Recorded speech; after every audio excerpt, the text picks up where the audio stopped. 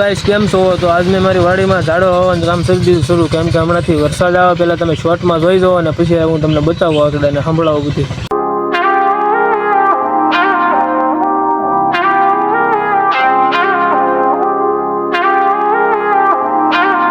એવી રીતના ઝાડવાનું રોપાણ થાય છે, કેમ કે નાના રોપા તો નથી, મોટા મોટા રોપા છે બધા ને લગભગ એ કેટલા ફૂટના હોય મને નથી ખબર, 12-13 ફૂટના તો હશે જ આમ ગણ્યું તો મારા અંદાજે.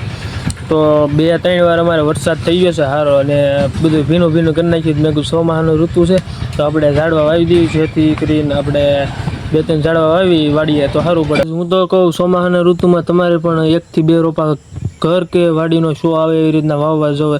એમ તેને આપણે ઓક્સિજનમાં પણ સારું પડે, એ માટે વૃક્ષો વાવવા એ આપણું ફરજ છે, મતલબમાં વાવવા જોવે. તો બધાએ થોડા વાવી દેજો અને કોમેન્ટ કરજો કોણ કોણ વાવે. રોપાનું કહે પણ રોપોની આ તો એક પ્રકારનું મોટું વૃક્ષ જ ગણાય. જોવો તમે, આ એટલી માત્રામાં હું વાવું છું, મોટો જબર. આમાં જો આ ફળ પણ આવી ગયેલું છે, આપણે વાવી છીએ ને જમરૂખડીનો રોપો છે.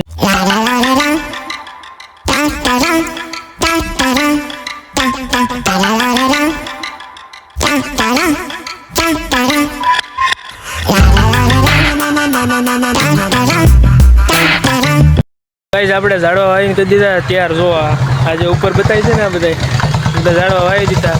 લગભગ કેટલા થડિયા છે ખબર છે? 2, 4, 5 થડિયા છે જમરૂખના. તો આપણે વાવી દીધા ને હવે આપણે એને પાણી પાઈ દેવી.